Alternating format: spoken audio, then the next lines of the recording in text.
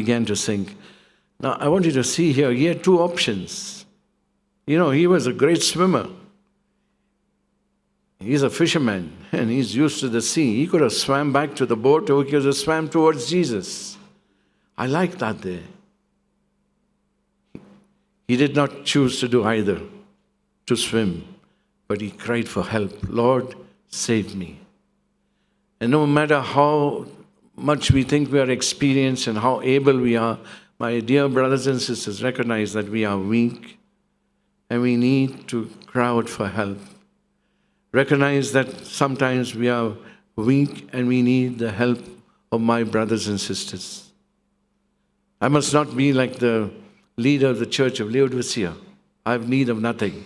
I don't need anything and I don't need anyone. I'm okay. But Jesus said, you're wretched and poor and blind and naked.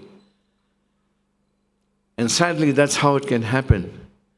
When God has blessed us in every way, that we become self-sufficient. But we see that we need to fix our eyes on Jesus. If we are to make it through in this life, if we are to fulfill God's purpose, our eyes must be continually on Jesus. And we are not to be frightened by any fear.